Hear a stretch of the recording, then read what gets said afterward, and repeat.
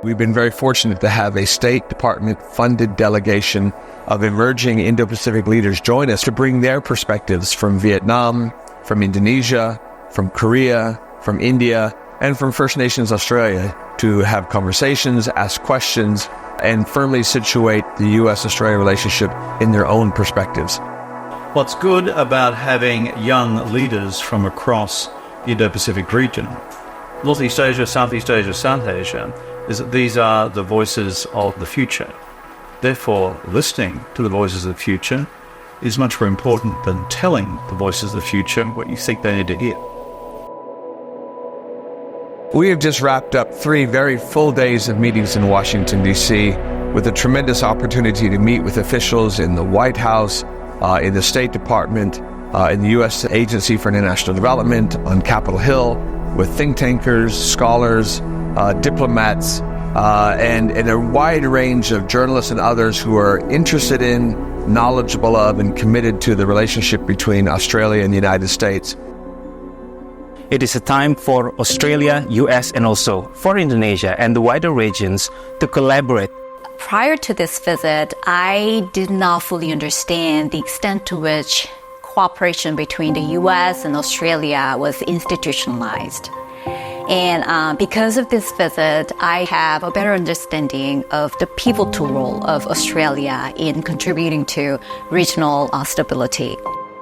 I had a good chance to meet with new people from different cultures and backgrounds, and I learned a lot from them.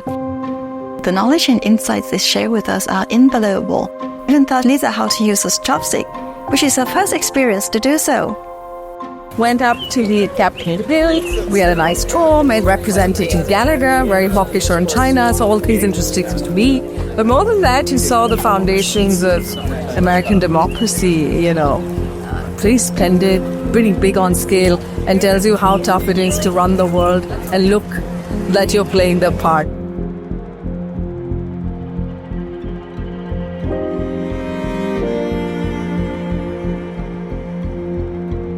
As a young professional, it's actually quite empowering for me to see that there is an avenue in First Nations foreign policy from an international relations lens, and I think moving forward, that's certainly something that we'll look at getting involved in a lot more.